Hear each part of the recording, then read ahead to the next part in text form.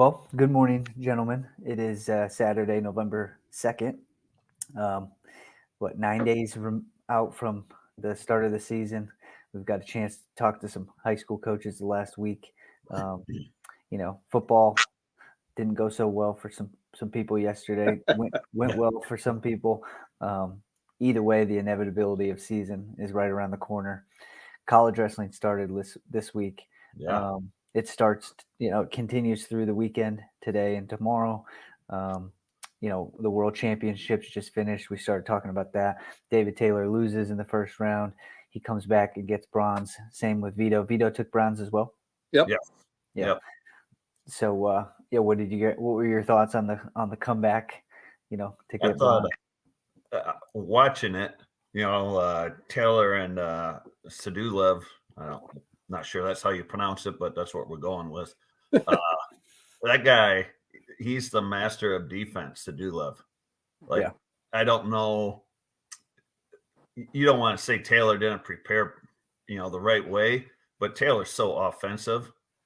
And that's all Sadulev does. He counters you and he scores. He controls ties. Taylor wrestled right into his style. I mean, that guy, I don't know if he took an offensive shot, maybe one in the championship match. But other than that, he's a counter wrestling fool. That's how he beat Snyder. But for Taylor to battle back, I mean, then he beat a two-time world champ for the bronze pretty convincingly. I watched waiting. I mean, he bent down. I thought he was going to take the shoes off, but I don't know. Maybe those Oklahoma State special shoes. He didn't want to leave those there. I don't know. The pistols were flying though. They were. He was throwing those out. That was great. Yeah. I mean, he was pretty emotional about it all. So yeah, probably. I mean, I heard you say, Marty, these guys aren't getting any younger. And I think it takes a toll on their bodies. I think you watched James Green. James Green definitely looked like he broke down in his match. He lost, like he was in control, and then all of a sudden it just seemed like something happened. And Burroughs, I think, is a second slower than he used to be. Yeah. And he's still one of the best in the world. I wish he would have finished with a medal. Yeah. But, I mean, it just shows how good those guys are on that. Going back to David Taylor though, but what a perfect example as a coach now. When kids got to go through the wrestlebacks and all that stuff, he goes, "Here, just flick on my video from the World Championships and see what it's like to go through the gauntlet." Yeah. I mean, a young man at Oklahoma State can't say one word. I mean, because he proved that he can come back, and it was awesome. I think that's just going to be so good for him as a coach. Yeah. And, of course, you want to win the world title, but I think the way he came back to take bronze and who he had to beat, I think he's got to be pretty satisfied. Yeah. The guy he beat for the bronze was an Iranian, right? Yeah. Yeah. He didn't seem too happy after the match. They were trying to help him up and stuff. He wanted no part of it. No, he didn't. You could see Taylor wanting to hug him. I don't think he was a hugging guy. Not at all. No. But if you're in Iran, you get hugged, you might get stabbed too. Yeah, he might be thinking he's going home to a different kind of welcoming, Yeah, he might be. He might be going to the front line somewhere. You don't know. I think we talked about before, and I heard you say Japan's crazy good. Oh, they are. I mean, those guys are fun to watch too. They put points on, and they remind me of the Penn State kids right now. They just look like they're having fun out there. Dalton brought up a good point the other night when we were talking. Do we want to be like? I mean, we're very close to being the world's best wrestling in but what holds us back is because we wrestle folk style too long. But would you rather be a national champion or an Olympic champion? If you ask a kid, like a young man, what's he want to be? I bet you a lot of them say national champion. Yeah, because I think that's in their eyes more achievable. Yeah. Right. A lot more. I mean, just like today, I flicked on my TV set. Well, there's like 5 duels on today. Yeah. Right. Plus. And I would argue that might be actually hard. What's that? I mean, to win a national title Right. in college wrestling Yeah. at Division I Yeah. level, that's a gauntlet. But my point when I brought it up was when it comes to the sports viability as like market potential, the American style, the American fan base, the college fan base, all that stuff is where there will always be more of a marketability as opposed to the world championships, the Olympics. I think that's just for the athlete to go through the opportunity. I mean, obviously fans watch it, but you don't get Michigan fans watching the world championships because a Michigan kid was in it. They just kind of, are aware of it. But Well, it's very difficult to watch too because it's at 3 a.m. yeah, Yeah. it's only you on gotta Flow Wrestling. And, like me to do it. Yeah. Yeah, you're getting up I got up 4:30 the other morning to watch, and Taylor's the very first match. It's like, Yeah. it's the same with the Olympics. You had to get up at 3:30 to watch. And Yeah. you just touched on it. Flow is awesome because they do provide this coverage. They're the monopoly. So when there's like later during Burrow's match when he lost, it went out. And it's not the first time it happens with Flow. But they sent out, there was an internet issue there, and it's like, man, like They still there don't. needs to be some kind of a rival. Yeah. There's nothing. Well, I would argue. So this is one of the things that I'm looking forward to doing this year. But in wrestling, because the business is limited to content rights, the people have sold the greatest growth aspect of our sport to content providers. So, for instance, why isn't the World Championships streamed live and free on YouTube? Right? Like, why isn't just it available for everybody to consume at all times so that you can grow your base of people? When Flow Wrestling comes in and buys that rights, they're the UWW, whoever runs the World Championships or the Olympics, they take that money and pocket it and do whatever they do with it. But now Flow Wrestling, the only people that are going to see that stuff are wrestling people, where you want to create more of a growth in the sport. You got to have that live and free. There's no reason why wrestling is not just broadcasted directly to the people to give more and more people opportunities to see it, interact with it. We are not the NFL, and so we should not be thinking putting everything behind paywalls. Like I just think that's bad for the growth of the. You know what though? I tell you what, between ESPN Plus and Big Ten Plus, it's better than Flow. Both of, I mean, like right now, I pulled up ESPN Plus. There's like 5 dual meets on, and there's a tournament on today too on TV. You could sit and watch wrestling all day long today. Right. Yeah, it's awesome. It's But not again, weather where I want to sit all day long, but ESPN Plus, I believe, is a pay, right? Yeah. Well, so you get a lot with that. Hulu. Right. But like kind of going back to you, what you're saying, Dalton, there's not a lot of free opportunities. No. Just to watch. Big Ten Plus, you got to pay for it. Right. I only purchased wrestling, but then for like $10 more, I could have every sport there is on the Plus. So I took because I like watching college baseball too, so I have everything. Yeah. And if you pay attention during the season, if you What'd you say? I said you have a lot of time on your hands too. Oh man, I tell you what, sometimes it's very stressful. Yeah. Trying to figure out what to watch. And well, what I was about to say is if you pay attention during the season, Big Ten does a phenomenal job of after dual meets, they put out matches. They put out dual highlights right directly on YouTube, which is so, again, I just think that Flow Wrestling is kind of cannibalizing some of this stuff. And I'm with you, Dan. I wish that there was a competitor, but the problem is Flow Sports comes in and they spend all the money for the rights. Yeah. Who's going to turn down the whatever money that they are offering? And I don't want. I mean, it's awesome that they do this. I do love going to Flow and reading, and then they do it for a ton of sports. But it would be nice. Like, why doesn't USA Wrestling? Hey, we're gonna, do something, broadcast. I don't know. If there was a challenger, I think then things get better. Correct? Like if you have to compete every day, say, man, if we don't do this coverage, Yeah. I got a question for you guys. Yeah.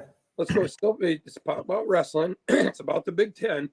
Do you think they'll ever make those West Coast teams start wrestling again? No.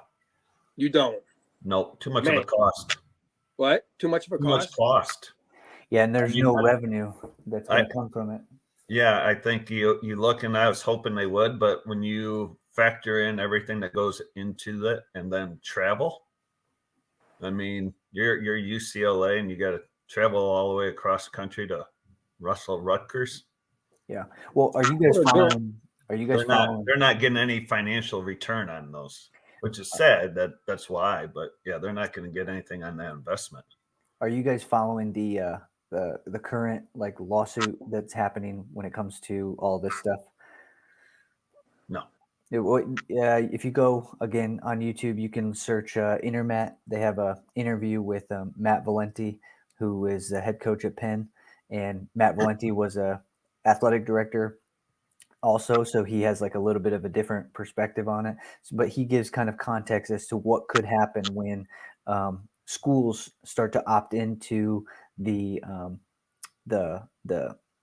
rev share, right? So right now on the docket is this idea of rev share. So schools or conferences are going to basically agree or disagree with going into the rev share. When they go into the rev share, that means that they have to split the pie of the revenue with the athletes that are there. So if the Big Ten does it, Iowa wrestling makes money. If whatever Cal Poly or what's the one out west that just came in that you're talking about? Who's the West Coast team that just came into the Big Ten? Oh, well, you got UCLA. Yeah. So UCLA doesn't have any revenue. They're not going to lose money and pay the people money. So right. Anything's going to happen if all this stuff happens with the rev share. Sports are going to contract. There's going to be less Division I wrestling programs. I personally don't think that that's a problem. There's only 32 NFL teams, and billions of people watch, and participate in that whole thing. So 78, if it went from 78 programs down to 36, the sport of wrestling is not going to go anywhere. It's just going to consolidate to the programs that have the biggest, financial funding.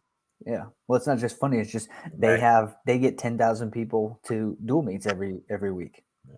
Well, that's if you don't do anything other than that, how else do you make money? Like what other revenue streams in college sports is there other than attendance at your home events? Probably merchandise sales, maybe. I don't even know. Yeah. Speaking of you talk about that, I mean, there's only a few sports at every college that generate money. Yeah. I mean, I'd argue that at most universities, girls basketball doesn't generate revenue for them. Yeah. I mean, there's probably, I don't know, someone could probably correct me, but I would imagine 20% of them, maybe. The rest are not. I bet you go higher than that, yeah. I mean, well, so the other implication is that after all this fallout happens, there are going to be lawsuits that come with Title IX, and ultimately, who knows what's going to happen. So in 5 years from now, who honestly knows what college sports are going to look like? So it's kind of just like sit back and enjoy the ride, I guess. Yeah. But on another sidebar, though, Northwestern, they're hosting the Big Tens. Yeah. And it's not going to be out. It's going to be on campus. Yeah. So that'll probably sell out pretty damn fast. What's that? That'll sell out pretty damn fast, I think. Yeah. Well, my experience going every year here lately, that they sell out always. And then you get there and you can always find pretty good seats and pretty good tickets. So, yeah. Well, it's going to be, talking Big Tens, it's going to be nice to be in a kind of home state where maybe we won't be the minority. Maybe there'll be a lot of people there rooting for Illinois rather than, a handful of the Illinois faithful that go to some of those. But I mean, you're usually outnumbered by the Penn State and Iowa fans. I don't know if we'll ever get by those guys, but it will be nice to hear some when an Illinois kid does something, a loud cheer. They should be halfway decent this year. Yeah. And they start today. They wrestle Southern Illinois Edwardsville at 6:00. Yeah. On Big Ten Plus. I'm not promoting it. But are you? Do you get a little kickback here? I mean, that's like 5 times you've said that Big Ten Plus. Well, the more popular our podcast gets, the more money comes rolling into me. I don't know. I mean, I just go to the mailbox and it says Marty Kaiser, and I look at them. Oh, another check. Hey, Marty, thanks for doing that. Thanks for talking about me. It's just just a little money making. I'm waiting to next week we come on and the Bears flag's gone. It's the Big Ten Plus flag or I got my ESPN Plus flag. I got the Big Ten flag with all the schools on it, but it's the old one. It doesn't have the 4.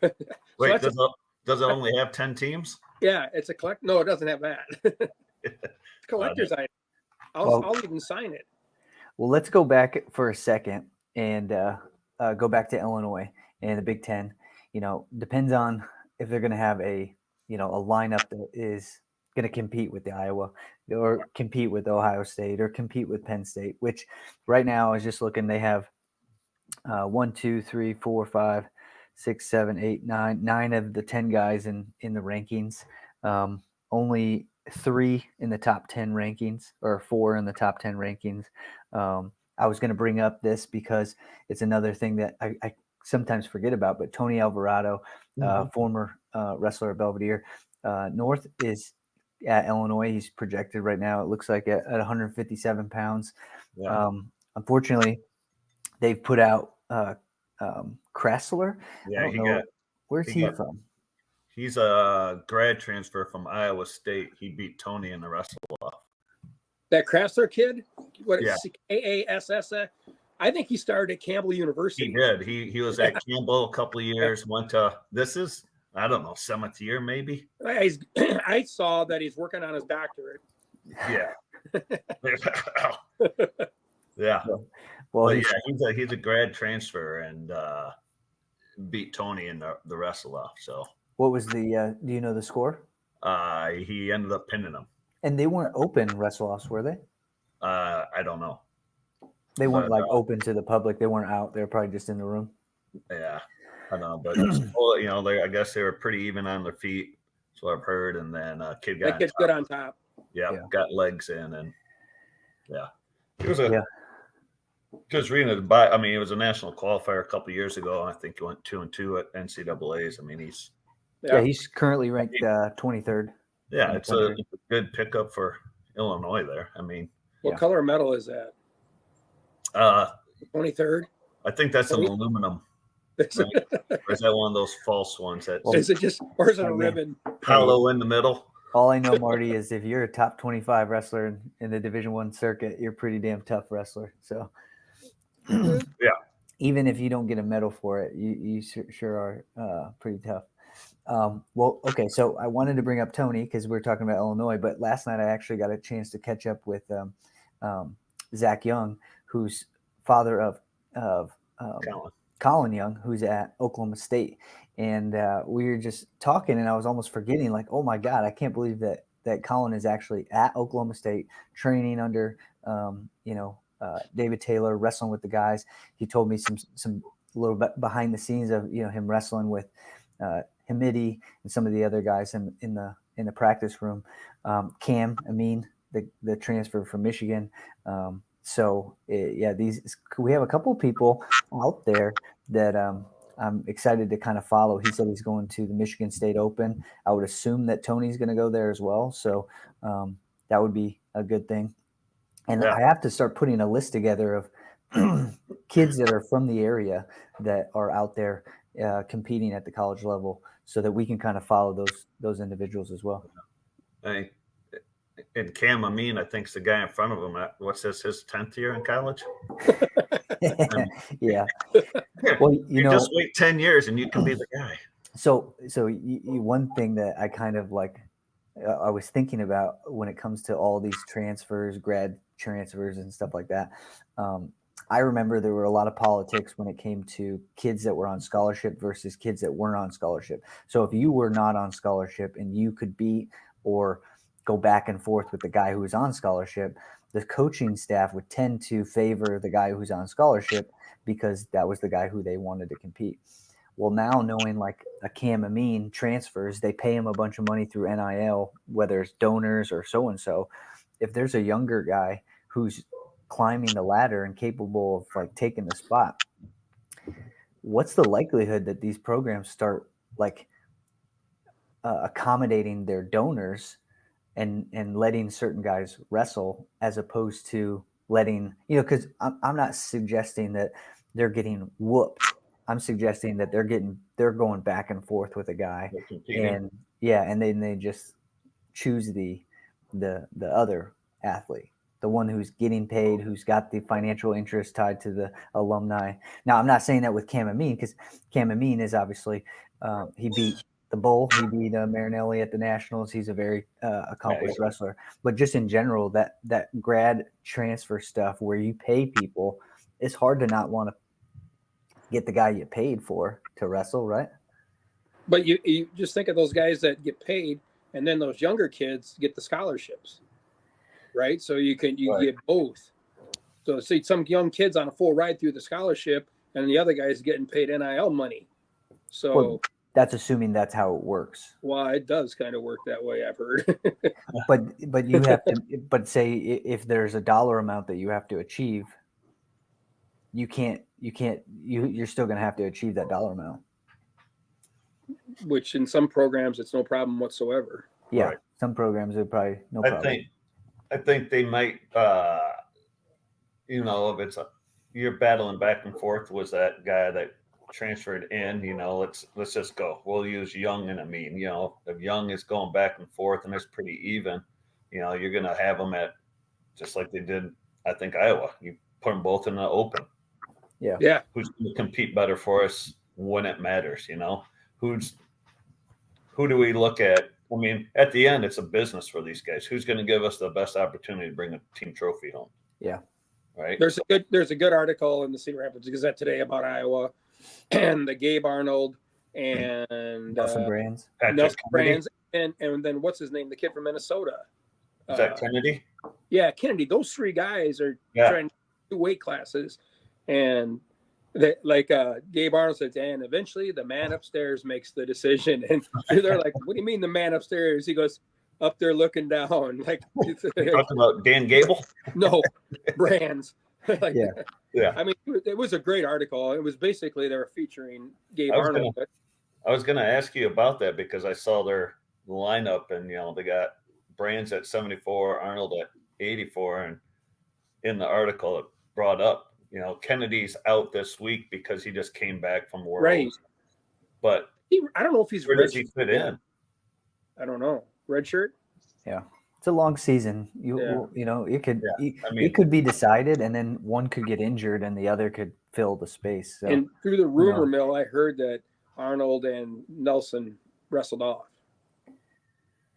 That's just some people from that beautiful state west of us mentioned it. So I don't know if it's true or not, but yeah.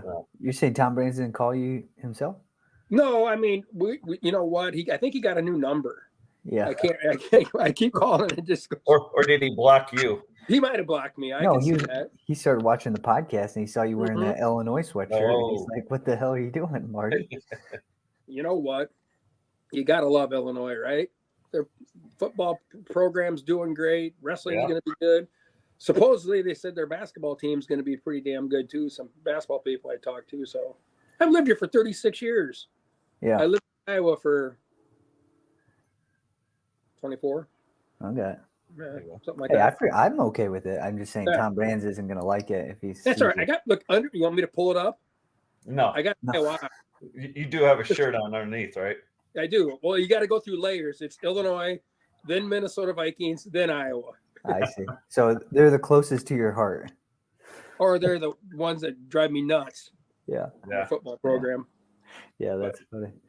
Well, hey, real quick, let's circle back. You were talking about and I don't know why I just thought about this, but Taylor talking to his guys, hey, I lost first match and come battle all the way back.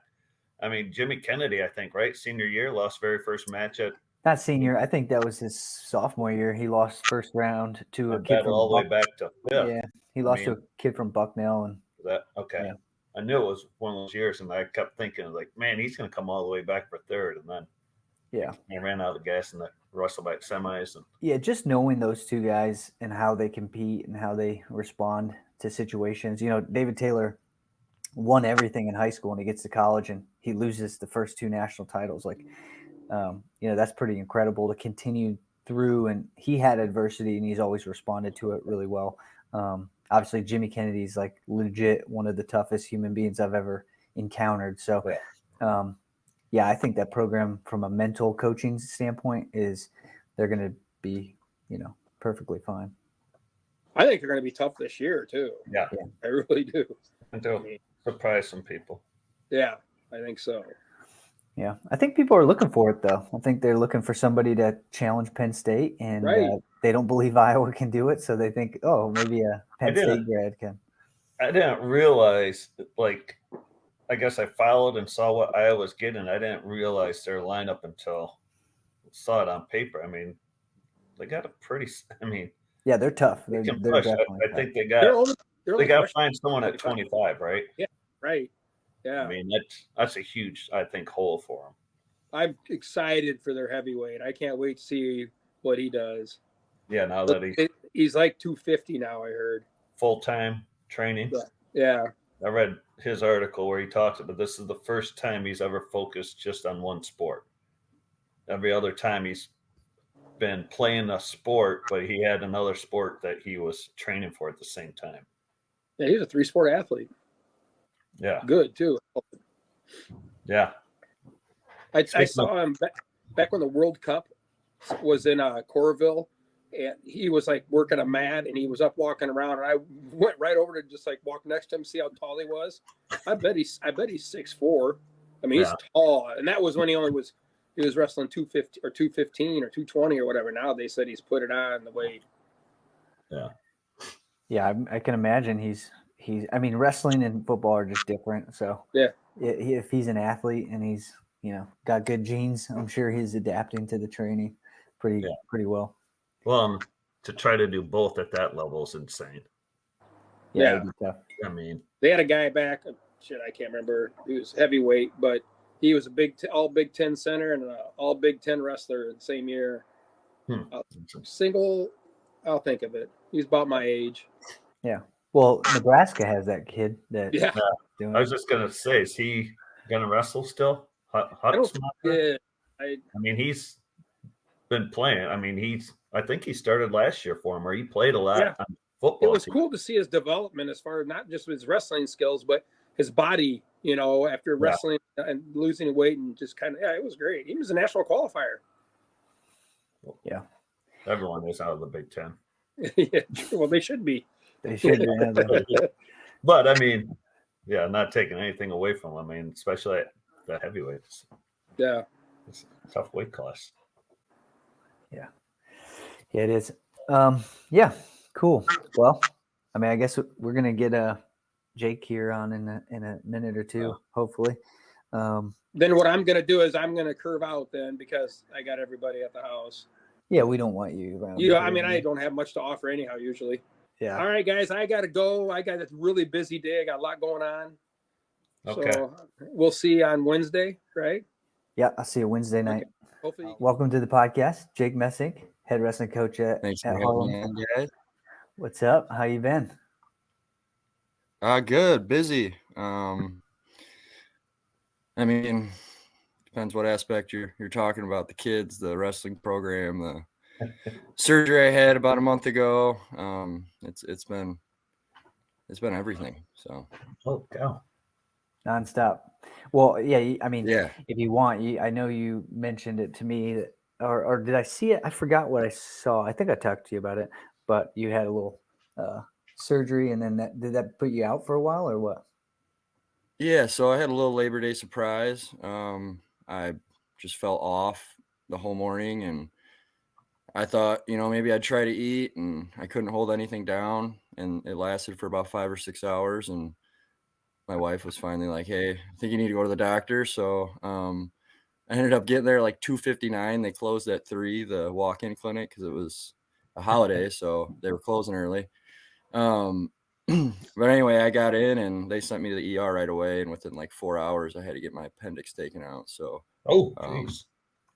yeah, and then I was back in the ER the next Saturday because they found an infection in my blood from the blood work from the surgery. So, spent a good 36 hours in there in total, just about. But I mean, I feel great now. I had some restrictions for a little bit. Some other injuries started to bother me again once I was sitting around for a week and a half. But at this point, I'm feeling pretty good to go, and ready to uh, hit it hard here in about 9 days. Yeah. Well, Yeah. tell us about the preseason. How's I know this is what your second or third year as the head coach, Third year at Harlem, 6 year total now. but going into your third year this year, how do you At Harlem, feel? yes. Yeah, how's it feel with Um, preseason stuff going? well, coming in, I forgot what day exactly we started. It was end of September, but going into our first open mat, I only had one time scheduled at 5:30. I figured for the fall sport athletes that'd be a good way to get everyone in there. But that day at school, I had 5 or 6 kids that weren't in a fall sport approach me and were like, "Hey, coach, can we get in there right away?" After school, I'm like, I mean, I got my kids accounted for. They're taken care of. I said, sure.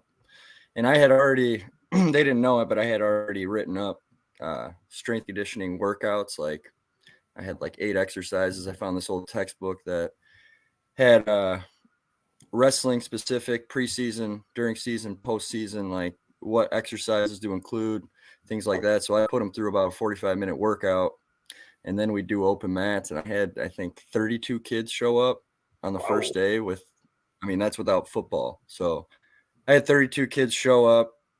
They listened to every instruction I did, and they did everything I asked them to do. And I had no intention on it being what it was, but I mean, given that motivated me to, ramp it up a little more, make some adjustments, see what works, see what doesn't. And I try to just make the workout so I get as little, kids sitting around as possible. I want kids moving the whole time. So 45 minutes workout is, kids are doing 8 exercises for 3 or 4 rounds. So it was more than I anticipated, better than I expected. So like I said, that motivated me. And I think I did the average numbers, like 25 or 26 kids on average at open mats for, the 14 we had. So not all of them are experienced guys, but they're all showing up and they're ready to work. So it's a good feeling there. I definitely feel the change in climate and culture around the wrestling room for sure. That's awesome. So it's been great. Does didn't mean to cut off, but Zanoni, is he at the high school now teaching? Yeah, so he's in his second week there now. I actually we figured out what hours we can kind of get together and talk about things. So I've been popping down to his new classroom. I think I did it 2 or 3 times this week. So it's been great just to, because it's hard to find extra time outside of the workday. So when Right. you're in the building and you can have those conversations, and he's making those connections with our kids as he already did in the wrestling room, but now he has them in class. So it's just really nice to have another wrestling mind in the building, another dedicated, committed wrestling mind in the Right. building. I was gonna say it can't hurt you at all having them. No. It's pretty awesome. Yeah, especially with getting recruiting going and trying to get more kids out. Yeah, and there's so this is a whole nother topic, but I hired a girl on our staff this year, on my staff, because I know where girls wrestling is right now, and if we can get a little bit of love and support going earlier, I think next year I don't think they're going to be able to tell us no for getting a girls wrestling stipend, but this year I paid one of our former girl wrestlers to start our girls program, and we've had, I think, there's 8 signed up already. I mean, there's probably interested. I mean, I think we're closer to 15 or so now. So it's that's really taken off, and it's been pretty awesome because they've had their own little separate practice going on. So I think the girls thing is going to be one of our biggest bright spots this year for sure too. Cool. Got it. So, transition. What about Kids Club? I know you did some open mats for Kids Club too. How's that been going? What do you project for that?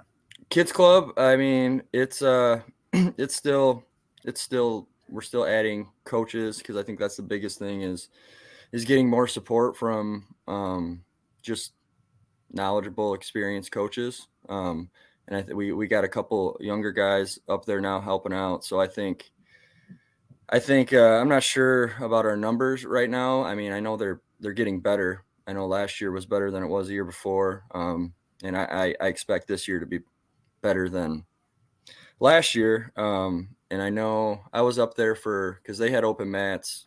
So I ran the first session. So I was there from about 3 to 5:30. And I mean, sometimes I would stay till after 6, but that was usually just about enough for me. But there was quite a few Kids Club kids up there too. And Sam Enderle's the middle school coach now. So he had his middle school guys up there, and now we're encouraging all of our middle school kids to wrestle club or do both. Or,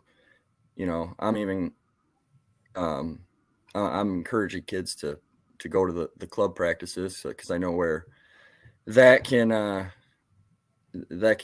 be a really special thing if we can get just the numbers up and those middle school kids matches. So if we can get a match at the middle school, match at the Kids Club, or now we have 6th grade at the middle school too. It's kind of more friendly to us to have those 6th graders up there and have someone recruiting them earlier. So it's been so far so good, but we'll see. I think Kids Club starts. We have our first practice Tuesday, I believe, for Kids Club. So I'll probably stick around I'll probably get up there Tuesday night because it's election day Tuesday, right? Yeah, Tuesday's election day, so we won't have school, but I'll pop up to their practice probably. So we'll see. I think I'm expecting good numbers, and I think we got the right amount of help now. So I think we'll be able to at least retain the kids that we get. Yeah, that's good. Well, going back to the high school, kind of the high school season, off the top of your head, do you know how many kids you have returning, how many seniors you lost, or any of that information? Like, I didn't lose many seniors, and that's one thing I can answer right away. We lost Justin Lewis, which, I mean, not that these aren't big losses, but we lost Justin Lewis, our 13 last year. We lost Ethan Hagerman. We lost Andrew Redman. And then Jason Gentry, he was a first-year wrestler last year, but he's actually still been showing up to all the practices over the summer. He wants to wrestle in junior college now. So first-year wrestler last year, still showing up every day. Awesome. So that was pretty cool. And then as far as returning, I mean, I think we're returning everyone from last year. I don't think we're losing anybody. There's been no kids coming up to me saying they're not wrestling this year. We even have kids that didn't wrestle last year that are coming back to us now, whether they're juniors or seniors, but they're able to come out this year, whether it was for grades or had a couple kids with family issues going on that are returning to us. So we're definitely not losing anyone. And I seen one of my football players that played in the football game last night, and he said if things don't go their way, he said expect most of the football team to be in the room on Monday. So there's a lot of kids that plan on coming out. So I mean, I got expectations set, so it's not like I plan on keeping 70 kids, but if I have 70 kids in the room, that'll be a pretty good sign. Yeah. So good starting spot for sure. Yeah. So McNames, do you have any specific thoughts?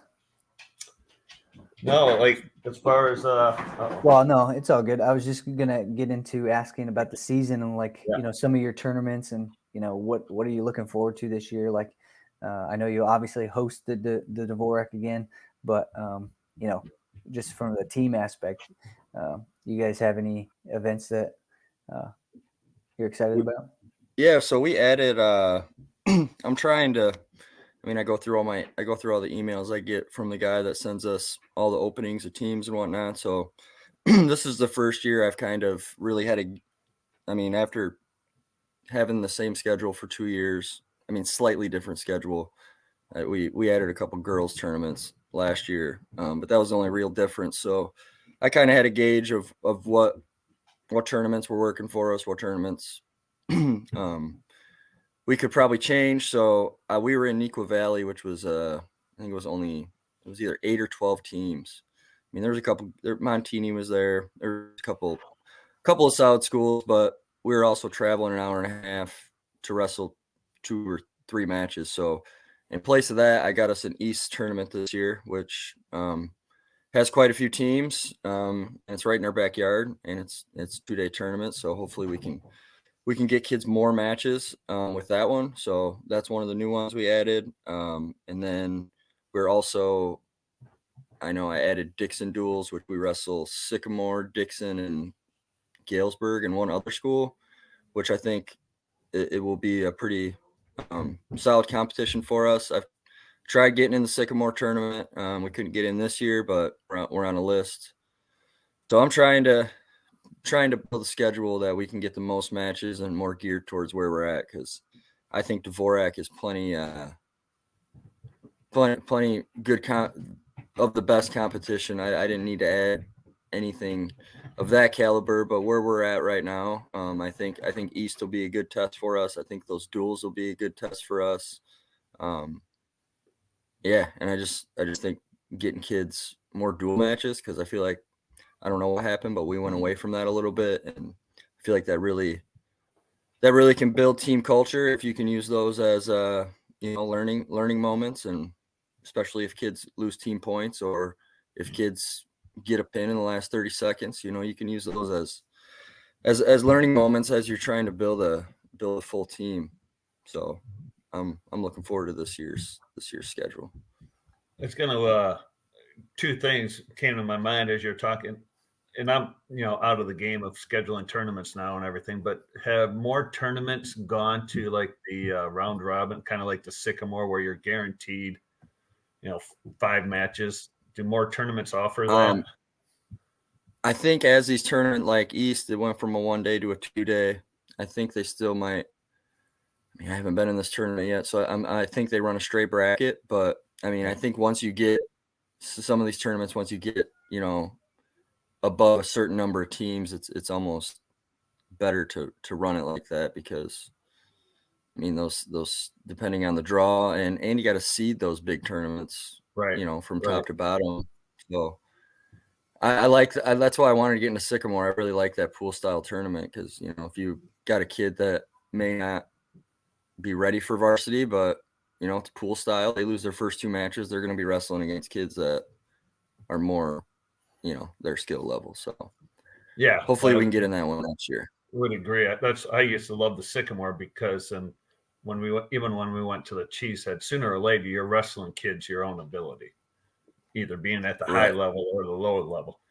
But I didn't know, like you're talking, you got away from duels. If when they changed the rule, just to straight 45 matches, did more teams go, hey, we're going to enter more tournaments, drop duels, because we want our kids experiencing matches, and you get to duels, and sometimes there's no one there for your kid to wrestle, so they make way, and it's a forfeit, and it's a lost competition. So right, and yeah, that's it. That's exactly it. Because you guys know, when we do our Nick 10 duels, sometimes you wrestle a team and you're out of there in 45 minutes because they only have 6 or 7 kids in their varsity lineup. So yeah, definitely. I think, especially, I think the further we get away from COVID, the less we're going to bring it up. But I think we're finally starting to, get the numbers back up, and I mean, even just JV matches last year from the year before, we had so many more just because kids are sticking with it. And I think over time we'll slowly get back to, you know, at least where we were when I was in high school. Like there wasn't too many duels where it wasn't a full team or you didn't have at least 10 JV matches before the varsity duel.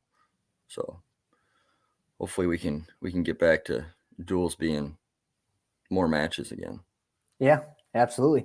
That'll be nice. There'll be more to talk about, more to see some talent kind of emerge, and yeah, there'll be a lot of positives to that. So glad to hear that the preseason, off season, everything's kind of ramped up, and we have a lot to look forward to for the Harlem program. Thanks for coming on. I mean, if there's anything else you want to mention, good luck with the start of the season. Hey, I appreciate it, guys. Yeah, good luck. Thank you. Look forward to watching. Thanks for having me on. All righty, we'll see you. All right, have a good one. Yep, see ya. All right, Dan, that was good. Yeah. Good to catch up with Jake. Glad to hear he brings up some of these concepts I got to write down so we can kind of talk about them when it comes to dual meets and, you know, sitting or, you know, whether or not they're full lineups and stuff. But it sounds like, you know, when you're there for 3 years, you start to get in a little bit more momentum. And yeah, that should be good for them. Looking forward to seeing how that works. And getting in the hallways, talking to kids and build it back up. Yeah.